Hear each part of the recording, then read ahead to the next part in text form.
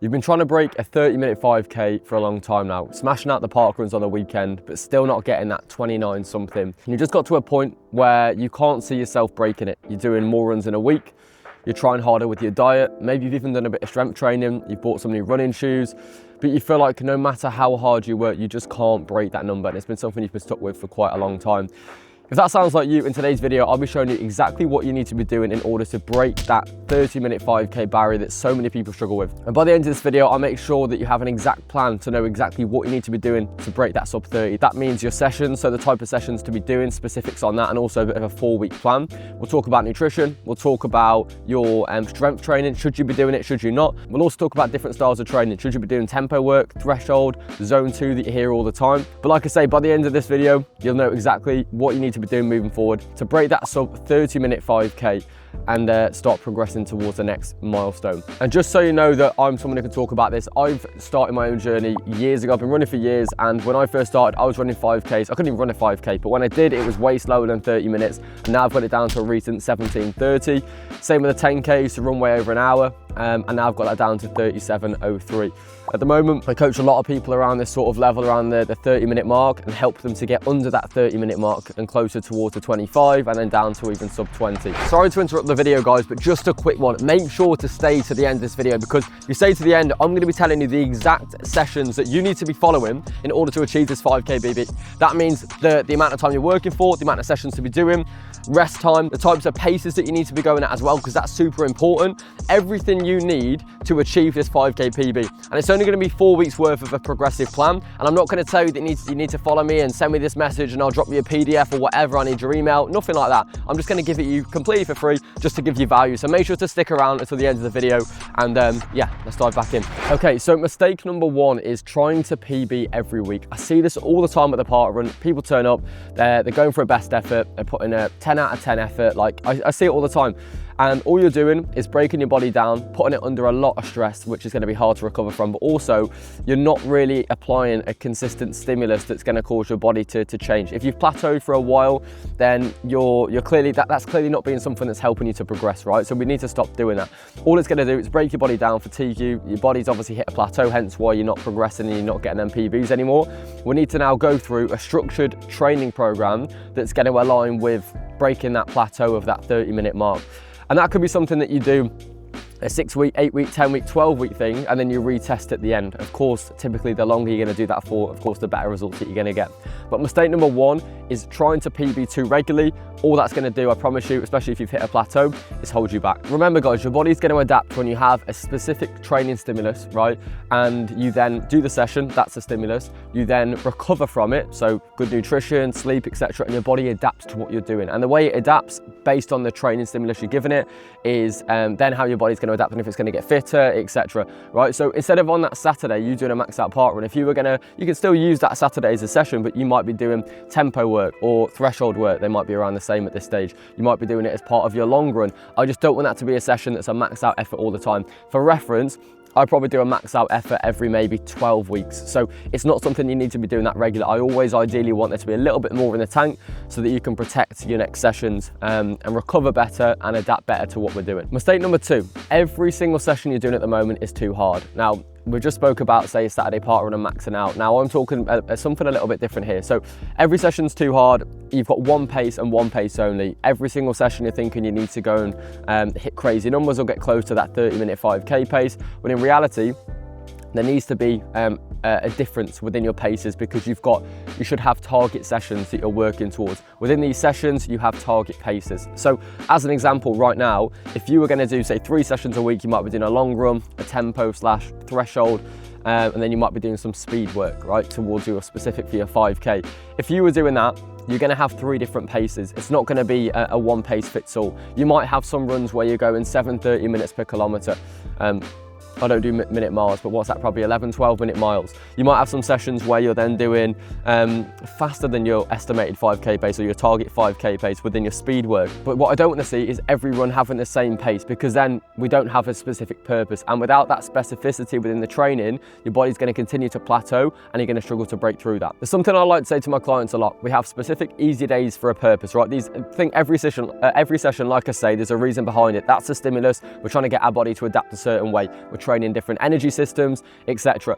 Your easy sessions, you're trying to build your aerobic base, which is your overall capacity. That means that you can do runs for longer, you can do longer runs, you can recover better in between sets. You then have a capacity to do more volume across the week, which typically aligns with being a better runner, right? You're doing it more regularly. I want them easy sessions to stay easy. The moment you start making them easy sessions moderate or hard, you're adding in fatigue that you don't need, and you're misaligning with the adaptation we're trying to get from that session. And what that also means, if you've got a long run that's meant to be easy and you think, oh, I'm going to push more and get better results, you're missing it, because the next session you do, you're then going to be carrying fatigue from this long run that was meant to be easy, making the session that's meant to be hard not that hard, because you're carrying fatigue you're not meant to be carrying. So you're going into that session fatigued rather than going into it fresh. So the session that we actually want to push on, you're now carrying fatigue, which means you can't push as hard, right? So you're not going to get as much from that. And the session that was meant to be easy, you push when you were meant to go easy, meaning that you're not getting the aerobic stimulus that we want, and then you're misaligning. I want you to also think about your fitness like a pyramid. You've got this base at the bottom, and you obviously have a peak on a pyramid, right? Think about this as your fitness. The bigger the base, the bigger the potential for the peak. The base is all the lower intensity work that we need to build. That's going to support the top end fitness. There's no point trying to chase that top end fitness without a strong base, because it'll just collapse and fall apart.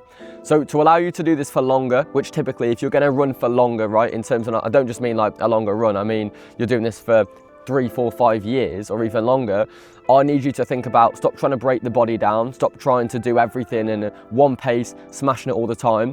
And we want to have them structured sessions that facilitate recovery and adaptation based on what we're working towards specifically. So number 3 is that there's no specificity within your session. So we've sort of just touched on it, but what I want to talk about now more specifically is I actually want to give you a bit of structure that I would use with a client. So at the moment, you're probably going, right, you do maybe 3 5Ks a week and you're just trying to smash all of them. We've spoke about that. But here's the way I'd program, say, 3 sessions a week with a client, and what I'd also do with some strength work. So I want you to focus, if you've got 3 runs a week, and by the way, volume is going to be king. If you can safely run more and recover from it, that's great. That's what we want to do over time. But I appreciate a lot of you guys are busy, you work, etc. So we're going to do what we can. So with 3 sessions, I'd be saying, okay, can we have 1 long run? So this might be starting at 5K, working up to 6K the next week, then 7K, then 8K, etc. And I'll talk you through a more periodized cycle at the end. Then you might have 1 session that's going to be speed focused for the 5K. That might be like 4 800s, then 5 800s. Then maybe we go to 4x1K, etc. And we can adjust the rest periods. I'll talk about that at the end as well. And then you might also have like a threshold or a tempo session, which is like more controlled efforts. It's not top end pace, but it's just more controlled over longer periods of time. So when you do this and you have these sessions that are going to allow you to progress, you're giving your body a reason to adapt. It's something new, but it's also a progressive plan, right? Rather than just testing your fitness every single week and proving to yourself what you're already capable of doing. We need something that's going to take you over that line and break that barrier.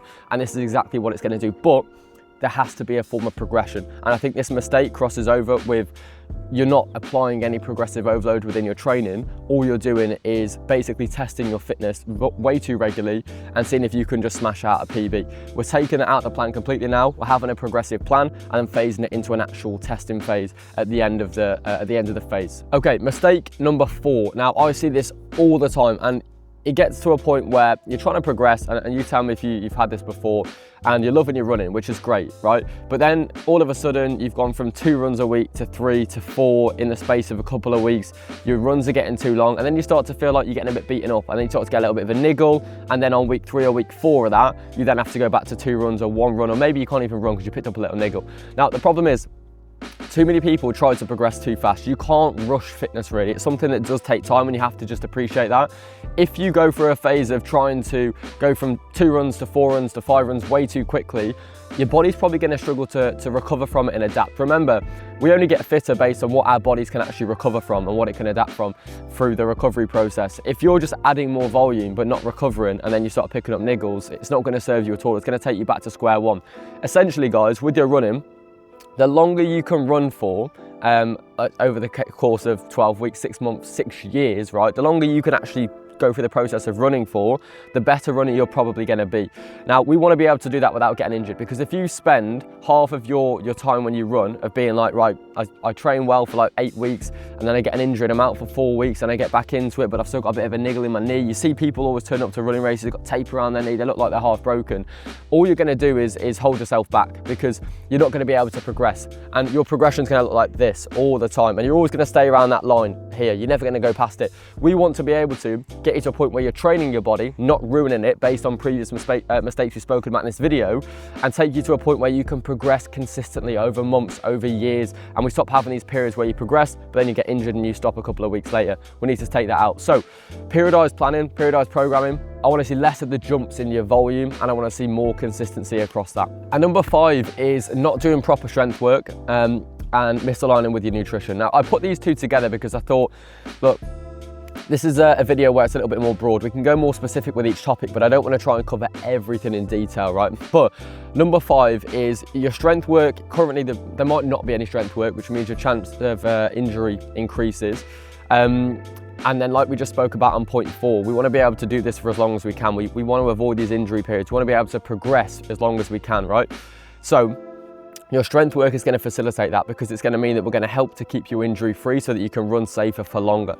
Also with the nutrition, at the moment, if you're not fueling your sessions properly, then guess what? You're not going to be able to perform your best. Think about it like a car. If I said, right, the person watching this, I want you to drive for as far as you can, as long as you can, you wouldn't start that on half a tank. If you were putting your life on it or you were betting on it, what would you do? You'd fuel the tank up to the max, right? That's what it's common sense, right? But with your body, you're fueling it halfway. You're not fueling the tank properly, which means that if you're not fueling yourself 100%, your output isn't going to be 100%, which means the progress that you're trying to make, your session performance, and ultimately your PB you're trying to achieve, isn't going to be 100% of what you're truly capable of. Everything starts with what you put in your body. And that needs to be something that I want you guys to focus on more so. Now, you might be thinking, well, what do I do with that? Let's keep it simple in this video. There is going to be a video that I make in more detail, but for now, if you have got any specific questions on that, head to my Instagram below. I'll put it in the description. Drop me a message and I'll get back to you as soon as I can and give you as much value on that as possible. But if we sort the nutrition out, we fuel the body, the output's better, you've got a much better chance of reaching your true potential right now and fueling the PB that you're trying to achieve. And if you then start adding in proper strength work, guess what?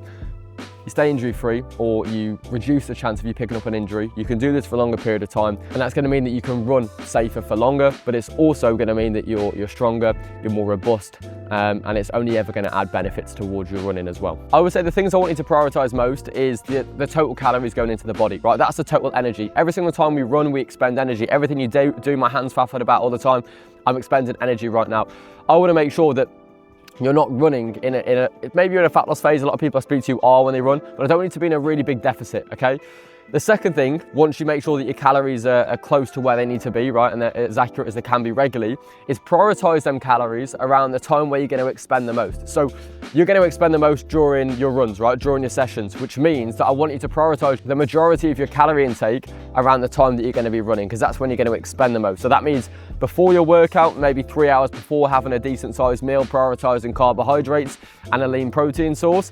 And then post-workout, again, prioritizing some carbs and also a protein source too to facilitate recovery. And you see how then we've got a good chunk of calories around the window in which you're expending the most on your training sessions. So that's like the basis. And then before your sessions, keep it simple. Don't feel like there's a lot out there on, people are looking at electrolytes all the time, people are looking at different supplements to help you, people are looking at energy gels, etc. But I wanted to keep it simple. Like for my runs and for my PBs, I didn't have any energy gels for a 5K. I kept it simple. I just had 2 bananas about 45 minutes before, and that digests for me. But the biggest advice, if keep it nice and simple for you, is find foods or carbohydrates that digest well with you and just stick to them. You can keep looking and thinking the grass is always greener and this new super thing that's getting marketed, but ultimately a banana's never gone wrong with me. So I just stick with a banana, trust it, and that's helped me on all of my PB efforts. Okay, so now the bit that you've been waiting for. Here's the sessions that, if you're a client of mine, okay, these are the sessions I'll be giving you roughly, depending on, obviously, the more I know about you, the more I can help. But for the majority of the people, here's what I'll be doing. So your first session, and by the way, this is based on a 3 session a week model just for running. If you did want to go more specific and you only had 2 sessions a week or 4, like I say, message me on Instagram, I'll go into more detail. But for most people, if you can commit to them 3 sessions, here's how I structure it. So session 1 is going to be your long run. This is going to be your run that's going to build that bottom of the base. Remember, we talked about the pyramid, the bigger the base, the bigger the peak. We don't want to chase that top end fitness all the time. We don't need that. But we're going to build this base first to support all the higher end stuff, which is going to help you to achieve your PB.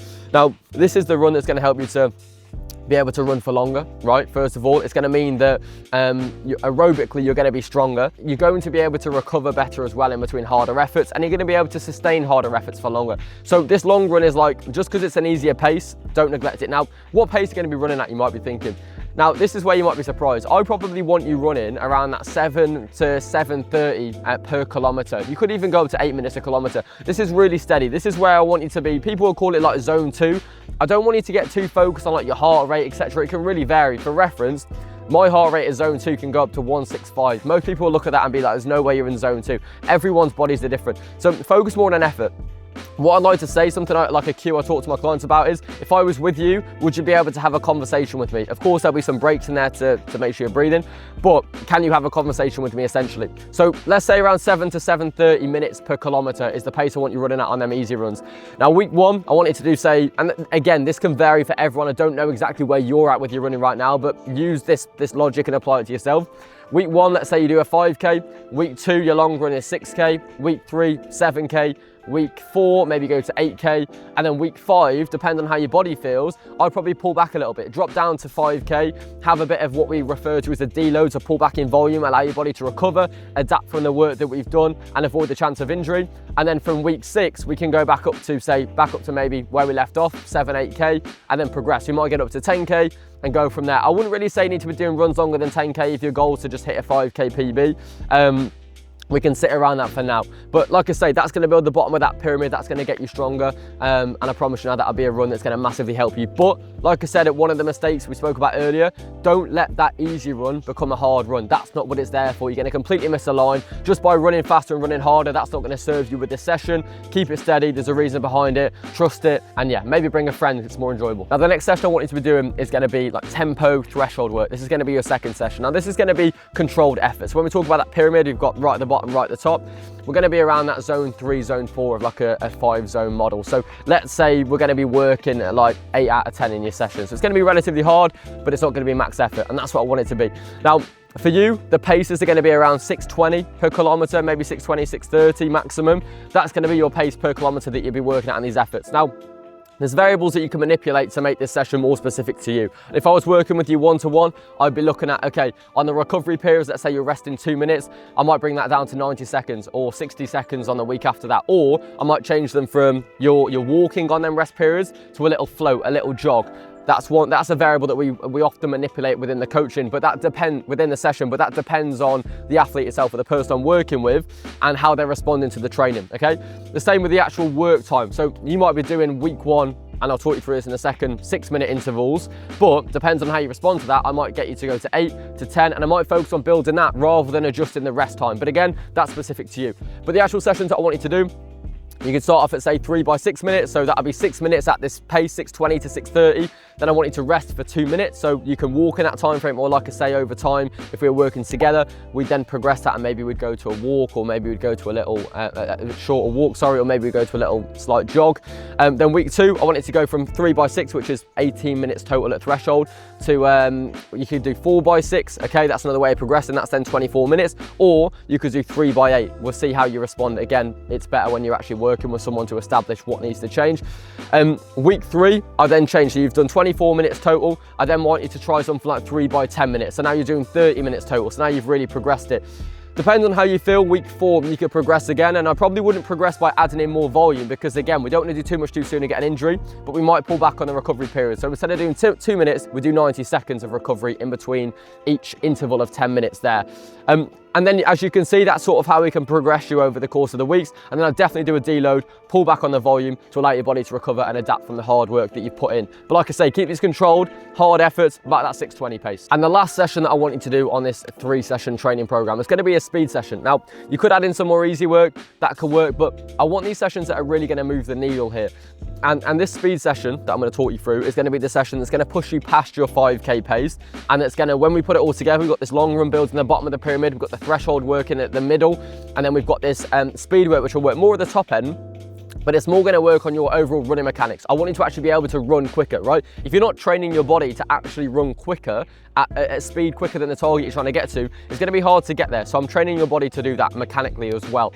Now, a good starter session for you, you could do this on the track, you do it on a treadmill, outside, whatever's easier. So your session could be something like 8 times 400 meters to start. That would be week 1, and that would be around 5:30 to 5:40 minutes per kilometer. So for reference, for your sub 30-minute 5K, you're going to need sub 6-minute Ks. So you're a bit quicker than that, but it's going to teach you how to run at that sort of pace, and that's going to help with your mechanics as course of your fitness as well. But it's just getting your body adjusted to these faster paces. Week 2, I then want you to do 6 by 600 meters, a little bit slower this time at 5:35 to 5:45, but still now we're just extending the intervals and the time that we're working for. And then week 3, I want you to do 5 by 800 meters. Now that's going to be a little bit slower, maybe about 5:45 per kilometer. So as you can see, we've gone from 400 to 600 to 800. The paces are going very slightly slower, but this is going to be really helpful for essentially as the reps get harder and longer, we're getting it a little bit closer towards your actual 5K pace. So this is going to be more specific speed work, but we're also going to get a little bit more aligned with that 5K pace that we need to be working at. Then week 4, the final week of this block, I want you to do 4 by 1K. So you see how I've progressed from 400 to 600 to 800 to 1K efforts, and now you're going to be doing these around that 550 mark. So that's going to be quick enough to be able to achieve, of course, a sub 30. And that's going to be a really nice session for you. I'd keep the recovery periods around the same, maybe 90 seconds to 2 minutes in between. And like I said, based on what we said around the threshold work, remember, these are variables that we then adjust to support your training, okay? So the recovery periods, we can reduce them, we can change them from walks into little jogs. That's another way of progressing. Or we can go from 4 by 1K to 5 by 1K, and we can work with that, right? So as you can see, I want you to also understand sort of the concept, not just do these sessions. I want you to understand a bit more about the concept itself and the reasoning behind it so you can apply that into your own training. But they're the 3 sessions that I'd do. I'd repeat them for 4 weeks. I'd add in them progressions that we spoke about. Then on the 5th week, take a bit of a recovery period too. Now, guys, I hope this has been a useful video. If you implement this into your own training, I can assure you now you're going to be hitting some PBs very, very soon. If you do want more specific help, just drop me a message in the comments below. Or if you want even more advice, make sure to go onto my Instagram. I post there daily. And if you do drop me a message, I'll probably ping you over a voice note just to give you some more value. So guys, I hope that's been super useful. If it has, make sure to like the video, subscribe to the channel, and I'll catch you in the next video.